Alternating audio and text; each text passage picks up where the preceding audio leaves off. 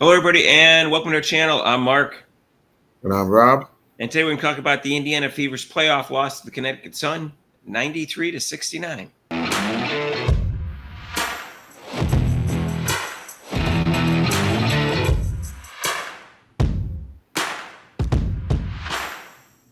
And hey, if you haven't subscribed to our channel yet, please do so and hit that notification bell when you do so you get notified of our next videos. If you're upset because Rob's Browns lost yesterday, subscribe to our channel. If you're happy my Green Bay Packers won yesterday, subscribe to our channel.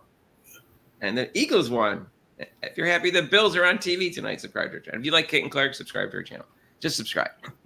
We're going for 5,000. We just went over 4,700. We're getting close. So, anyways, thanks for your support to anybody who's loyal listeners. We appreciate it. Wouldn't have done it without you. So last night, Rob, was kind of a disaster. In my opinion, the refs were against the Fever since the beginning, which didn't surprise me whatsoever. But that's not the reason they lost. They lost because they didn't play well enough. And I think that, it came back to haunt them about the 3-point shots with Marina Mabry, which we warned them about. Everybody else warned them about. You got to cover her. She was 5 for 12 for threes. And no one really had a great game except for maybe Hall. And that was about it. So. Yeah, I mean, we were talking about the referees, and you think that during the playoffs that it's going to change, and we kind of both agreed that, at least I knew it was going to change. It was going to be the same. Now, if they weren't upbeat enough, and then their half-court offense sucked, and I told you, last game I watched, the first 5 minutes before Mitchell hurt her ankle, it was the best I'd ever seen their half-court. The players were moving, the ball movement was great, and that I don't know where it came from all of a sudden. And then they abandoned that in this particular game. Now, so let's start with the refs, who are obviously in favor of the Connecticut Sun. The first call that was bad was underneath the basket. Lexi Hall and Alyssa Thomas kind of had some contact. It's unclear whether it's a foul on Lexi Hall, but Aaliyah Boston was 5 to 6 feet away, not exaggerating, never touched Alyssa Thomas. Alyssa Thomas comes down with the rebound. Lexi Hall's and her are kind of going for it, and Alyssa Thomas came down at an angle and just fell. So I'll leave it up to you whether you think that's a foul on Lexi Hall or not. But either way, it's not even remotely a foul on. I was at home watching the game. I fouled Alyssa Thomas as much as Aaliyah Boston did. Yeah, you were closer. Yeah, you were closer to fouling her than Thomas was. Anyways, they called the foul on Aaliyah Boston. She immediately did this and they challenged it. Eventually, she challenged it. It got overturned, and they gave it to Lexi Hall.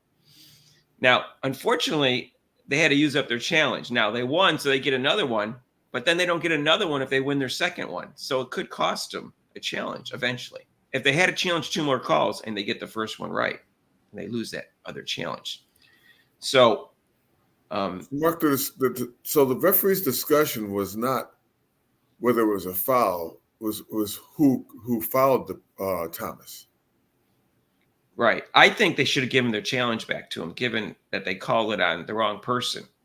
Right. And they weren't even challenging the foul call itself. Basically, they were challenging the foul on the wrong person. I think you can challenge both.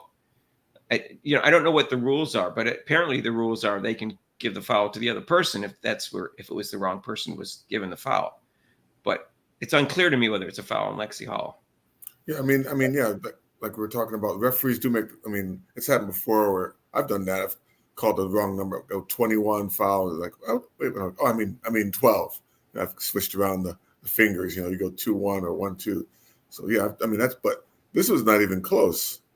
No, I mean sometimes you'll see a call where the one person has very incidental contact and the other person clearly fouled it, and they say it in the first person for some strange reason, and that gets over. I've seen that get overturned, and I think the foul does go to the second person. So I think it's in the rules that if they call in the wrong person and they challenge that, it can go to another person if there was clearly a foul on that person. Right. Which makes sense because you just want to get the call right. Yeah. So that was the first disaster. The second disaster is Dejanay Carrington, as Caitlin Clark was passing the ball, not even shooting. She swiped at her face, and if you see the replay at a different angle, it looks like she poked her in the eye on purpose. And it wasn't just a hand going through like this. Her hand curled like this, and it looks like it deliberately went into her eye. Now, I'm 99.9% sure it was deliberate. And there was no foul call was the first problem. The second problem is that there's no way it didn't affect Caitlin Clark's eye vision. in her 3-point shooting. There's just no way. Caitlin Clark took the high road in the press conference and said it didn't affect her shooting, but she knew she couldn't say it did because then people would jump on her. Yeah, I mean, I'm almost getting to the point with Caitlin Clark. She just really just go off and wouldn't even care what people say, because that was a blatant. And then she's got fake nails on. So if you see the angle and the attempt on it, it wasn't even an attempt to deflect the ball for a pass, like you said. It was curled, and it was like she was digging it, and that's very serious. I mean, that could have been a career-damaging injury. It could have, yeah, right there, Rob. Yeah, it could have ended a career right there. And I looked it up, and as far as I can tell, there's no rules on fingernail length in the WNBA, but there should be. Either way, whether the fingernails are long or not, you poke someone in the eye, and it's black. How does she get a black eye because of that? That's a pretty hard poke. And no foul. And no foul. I mean, okay, Clark fell down. How did 3 refs swallow the whistle on that play? And why is she swiping at her face on a pass? Nobody does that on a pass, Rob. That's why I think it's intentional. People do that when they shoot because their hand goes up like this, right where the shooting motion is. But on a pass, that's not a normal motion, it seems to me. No. And I wish she was Michael Jordan and had the credibility and not the racism involved in Michael Jordan. And Michael Jordan, after the game, would say, yeah, it affected me a little bit, but I'm not saying that's the reason I shot 2 for 13. So I wish she could at least say that. She could. Yeah. She was afraid to even say it affected me a little bit, Rob. Yeah, that's what really makes me. Yeah, that's what makes me kind of upset. I mean, she's gotten to the point. I mean, this taking the high road. I mean, there's a risk for where you're going to ruin my life, my career. Not just my career. I mean, it could affect my whole life. I could have one eye for the rest of my life because of that. Right. So I've been poked in the eye before, and I mean, it wasn't unintentional. The guy was reaching for it and he poked me in the eye. When I used to wear contacts when I played basketball, and it's like a delayed reaction. Exactly. I knew how she felt when I saw the video. I was like, "Oh shoot, I know how you feel." You know, it's like a delayed effect, and you're like, "Oh shoot," and you just like crumble to the ground. It's very debilitating. You know, and I don't know if they would have the proper angle at the game because this came up. You know, proper angle. I saw it on Reddit, and I also saw it on another podcast. But when the foul called, Caitlin Clark got knocked to the ground, and she's going for her face. That's a potential review right there. So they should have been able to call a foul and review it. And if they saw the poke, that could have been a flagrant 2 and an ejection, and at least a flagrant 1. But they didn't even get that, and it doesn't matter. I mean, once they affect your vision for the game. They're not going to win with Caitlin Clark shooting 2 for 13, you know. And then I maybe like I said, Karen didn't mean to, but if I did that to somebody, I definitely would go over them like, "Oh shoot, I'm so sorry." Oh my, I'd be over the person who I injured. I wouldn't just kind of walk she away. Didn't do like, that. You know? No, they don't do that in the WNBA. Apparently, Rob. I've seen them do it in the NBA way more than the WNBA. It says something about how the women view their behavior in this league, and so in terms of also how they view what's okay to foul and their honor for prison ball and their honor for physicality instead of saying, hey, what's fair and what's sportsmanship.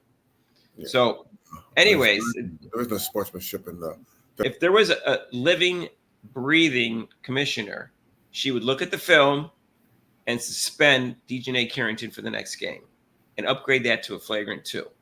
Yeah. That looked deliberate. It looked 99.9% sure it's deliberate, Rob. Oh yeah. I some people, but I mean, yeah, I mean, it's no one, like you said, no one goes out and like this and goes like that to try to block the pass. Not even close to the pass. I don't know what to say. There's just no way that didn't affect the outcome of the game, possibly. That doesn't excuse their bad play, like I said. But you know, when it's 8 against 5, it really is tough. This is their first playoff game, Rob. I think it threw them off mentally after that. Caitlin Clark did not seem herself after that. She did not seem up tempo. She didn't seem to have the concentration after that she needed. But we can talk about how everyone played. You know, first of all, Smith started, and you knew that was a major mistake. And she got 9 minutes, and she got 1 steal and a block, but 1 rebound and no points. She was 0 for 1. She was ineffective defensively.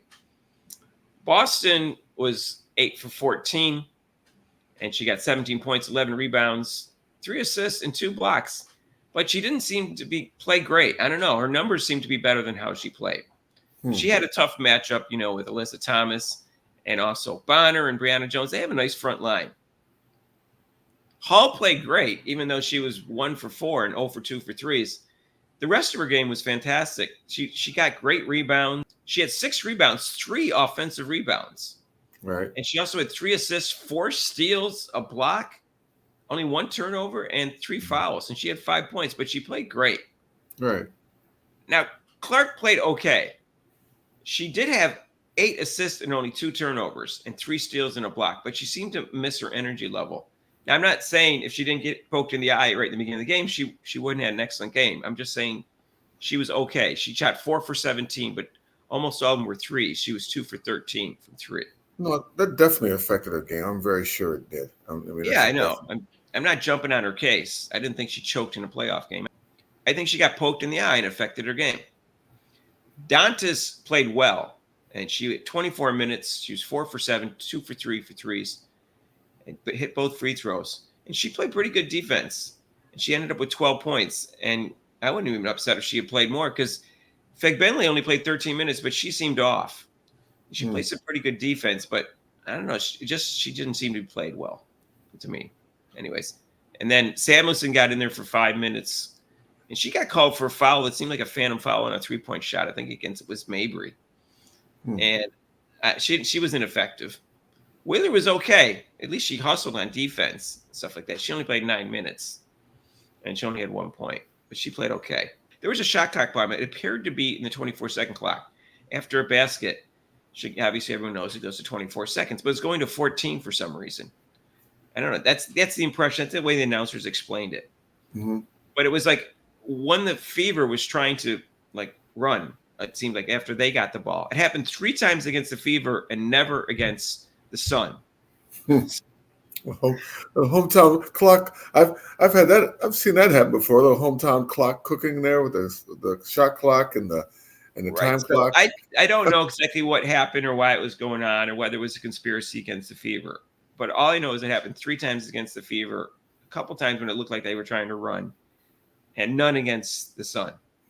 And then I guess they started doing it manually because it was somehow jumping 24 to 14. I have no idea. I'd like to get an explanation. I doubt we'll ever get one because this league is a non-professional, incompetent league. But that didn't seem fair. But Coach Sides cannot start Smith, whether it has anything to do with Dejanay Carrington on the team, that's her girlfriend. I don't know. But first of all, she's not playing well. She hasn't played well for 5 or 6 games. Her head doesn't seem to be in the game. Her defense isn't there. She cannot start Smith. I would start Temi. If she doesn't play well, you got Dantas. You have Sexton. She's sitting on the bench. She did okay in that little garbage time that she got the other day. At least I'd give her a shot because Smith seems totally ineffective to me. Yeah. I will give Sides credit for a technical foul that she got. And she was challenging a call. I'm not sure if the call was right or wrong, but I know that there was some calls that were wrong. Mitchell came down with the rebound, got pushed out of bounds, and there was no foul call on that. I think it was something like that. But there was a call that she was challenging. I'm not sure if she was right or wrong in terms of the call, but I'm glad she got a technical. Yeah, it's about time. Only her second one all year. Right. But, I don't know what to say. The refs are never going to favor the Fever. Yeah, it's not going to happen. And as long as Caitlin Clark's on the Fever, it's not going to happen, Rob. I have to say that we were talking about how not being in the playoffs shouldn't really affect the team, but I think this first game, it did kind of affect them a little with having the playoff experience. It's disheartening knowing that the calls are going against you on a consistent basis. So there's just no way it doesn't affect you mentally. Now, that's no excuse for them not stopping Mabry from hitting 5 threes, some of which she was wide open on. And they knew she was their big 3-point shooter. She came off the bench and scored 27 points, the most ever in a playoff game by a person coming off the bench. And, they have the picks and the screens taking place, and they keep going underneath the screen instead of over the screen on a Mhm. 3-point shooter.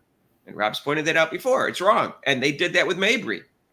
And that's how she got some of her 3-point shots. Yeah, So I saw one play where, and again, Clark, she didn't have a good game, but she's really, I'll be honest with you. She's starting to turn me off with her complaining. I mean, she drove in and Bonner blocked her shot, and she's like, I'm like, you got your shot blocked. What's the arms? You didn't, there was no foul. You got your shot blocked. So keep playing. Just don't sit there and you already know you're not going to get the foul. So just keep playing. right. Sometimes she gets blocked and there's incidental contact and she goes like this, like, she's not even getting the calls when they hit her hard. Why would she expect to get it when it's incidental contact and blocked? Exactly. So like, don't even think about it. No. Just sit there and just shake your head like, oh well, I'm not going to get that one. Well, she didn't get calls. There was a play where Mabry grabbed it, hooked her arm, grabbed it. Clark drove around her, went underneath the basket, and then Mabry pushed her from behind, but Clark made the basket on a reverse layup, and there was no foul call. It should have been an easy on one, and she didn't get the call. So I understand her frustration with the refs. Right. But she's never going to get the calls. So she's just going to have to move on from that. Yeah, exactly. And it's really weird. They had all sorts of different players on Clark. You think, okay, DeJanae Carrington in the 4 times they played in the past was on her the majority of the game. This time she wasn't. They kind of mixed it up. They had Bonner on her a lot, especially out in the perimeter, to make sure Clayton Clark didn't have a good view of her 3-point shot, which she didn't have anyways because she got poked in the eye and had a black eye. Right. But they seemed to mix it up. They had Mabry on her sometimes. I'm not sure why. Maybe they didn't want DeJanae Carrington to do another flagrant foul against her and get called this. Geez, Mark, you mean they mixed up their defense? Huh, wow, what a concept of basketball and coaching. They need to play more up-tempo. They didn't play enough up-tempo, and that's partly on sides, partly on Clark, partly on the team. And again, their half-court offense was awful. And that's why Mitchell started playing Mitchell ball, which wasn't good, but I guess she could see the frustration. Their half-court offense wasn't working, and she just decided to, I'll jack up some threes and see. And then she ended up being 2 for 10. So that's not good. But she shot okay. She just didn't shoot well from threes. But Clark and Mitchell were 4 for 23. That's never going to happen again. And that was most of their shots. They were 6 for 28 from threes. They only shot 21%. Meanwhile, the Connecticut Sun shot 50%. So you're never going to win a game like that. And that's partly on the defense, obviously, on the Fever. Rebounds was 29 for the Fever and 36 for Connecticut Sun. And offense rebounds, Connecticut Sun was up 8-6. So, but even though 11 fouls were called on the Sun and 15 on the Fever, the Sun fouled more than the Fever did. So it shouldn't have been the other way around. But heaven forbid if that actually happens, where they call the game fairly. I just don't think it was called fairly, Rob. Yeah. Well, like I said, we kind of knew that going into it was going to be like that, and unfortunately, I said like a quarter it has to be that way. When you're playing, at least, when you're playing the game, at least like give me a chance here. Give me a chance to try to win the game. Well, I thought there may be a chance because supposedly there was 4 games yesterday, so that's 12 refs. I'm assuming these are the 12 best refs in the league. So I thought, okay, maybe they got a chance of getting it fair because I got 1/4 of the games this year I thought was fair. But no, they might be the best refs, but they're still anti-Caitlin Clark, anti-Fever. Well, Mark, we're talking conspiracy here, so let's see. They don't have enough money for the refs to travel, so mostly they're definitely home refs. And what state and where are they playing the game I think they'll rotate the refs, Rob. It's 3 games. I think they'll rotate the refs. Yeah, I don't think they should keep this. I don't think they keep the same refs. I don't see that in the NBA. They usually rotate the refs. Well, that's NBA. I don't know WNBA, but no, I know. I'm saying I don't know what's going to happen. They got 3 days to get the refs. You know where they're playing too, in Connecticut. UConn. I don't think it matters. It didn't matter. It didn't matter when the Fever was at home against the Aces twice. It didn't matter. They were at home. No, this overall the refs just suck. It's not going to matter. Yeah. So, okay, well, the Fever have to play better, and Coach Shides has to coach better, but that's never going to happen. So, but I think you need to start Temi. And then if she's not effective, then get Dantas and Sexton. Maybe get Sexton some playing time if everyone's not effective. But I would start telling you she can run the floor better than Dantas, and then Dantas off the bench to give him some offense and get Boston a break or whatever. Sides has to. I mean, she should know her team by now, so she should know the tempo. Rob, stop it. No, she should know. She started Wallace for 2/3 of the year, 3/4 of the year, and she saw Hall and Wallace play all last year, so she doesn't know the team. She should. I'm trying to give her a break, Mark. I'm trying to help her out, Mark. She should know. Come on, Rob. Stop with the humor. I'm trying to help her out. Please. My heart can't take it. God. I don't even have heart problems. Making you lose your hair, our hair. All right. Well, that's too late for that. All right. Well, they so play we'll Wednesday night. Game. Yeah. So Rob will be there. I'll be there. Maybe this will be different. I don't know. I don't think the series is over. I think, Clark could have a couple great games in a row. And if Boston and Mitchell follow suit, they could easily beat them. But it's tough when the refs are against you. And I'm convinced that they were last game. And they got to be competent too, Rob. Not just against you, but just competent. That's all you ask for. It's right? competent and be consistent. If you're consistently bad, at least they can say, okay, these referees are going to be consistently bad. But don't just go back and forth. 48 seconds to determine who did the foul when the person's not even. I don't understand that. It took 48 seconds to figure that out. There's 3 referees. See, that's what I get, Mark. There's 3 referees. Like I said, whenever I see these things, these little calls, I start. Well, that's the thing, Rob. If one of the refs said the wrong numbers, one of the other ones obviously saw that was wrong or heard it. So the third one didn't, but one of them, they could have corrected it. So it's like, how did all 3 refs swallow their whistle when DeJounte Carrington poked Caitlin Clark in the eye and she fell down in pain? Right. How could nobody see that? Which I know. What they think she just I don't. Yeah, that. Because she wasn't shooting. It's not a foul. She was passing the ball. Yeah. Doesn't matter what she's shooting or not. There was contact. There was illegal contact. Why not call the foul? You call off the. They call off the ball fouls a lot. That was even on the ball. That's what I'm flabbergasted, Rob. I don't even know what adjective to use. My description of the WNBA refs in the league itself, Rob. All the adjectives I've used up, except for the swear words.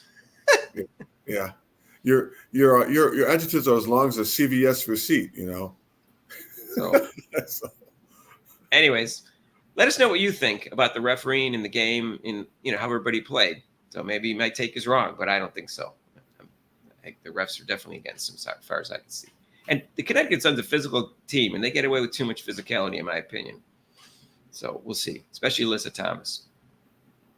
Anyways, join us Wednesday, again, 7:30 on ESPN. So we'll see. I don't know who the announcer is going to be. We had Rebecca Lobo and Ryan Rocco. I'm not sure how you pronounce his last name. They were actually, quite good. Monica McNutt works for ESPN. I'm afraid we're going to get her, so we'll see. No, Mark, you know what she was? She was on she's doing the Liberty game. Well, she was because she's in New York. ABC. So we'll see. I don't know if it's going to make a difference. There's 4 games yesterday, so there's only 2 on Wednesday night. So we'll see what happens. Hopefully we'll get Rebecca Lobo again because she's works for both, obviously. And they're the same company, but 2 different networks. If you like this video, hit the like button. Get subscribe to our channel yet. Subscribe. If you think the refs were in favor of the Connecticut Sun, subscribe to our channel. If you think refs were fair, subscribe to our channel. If you think that Carrington should be suspended, subscribe to our channel. Let us know because she should. There's no doubt she should be. That was intentional. And join us tonight for the live show from 6 to 8. Actually, but I'm only going to go 6 to 7:30 because the Bills are on at 7:30 today, and I'll cover the Bills game at least the first half live. So we'll do 2 live streams tonight. I'll do 6 to 7 for a normal live show to discuss the NFL and college games, and of course this game. And then at 7:30, I'll cover at least the first half of the game live for the Buffalo Bills tonight. Join us for that. And if you want to donate to this channel, there's super chats and super thanks down below. And there's a link to PayPal. And we'll see you in the next video. Peace out.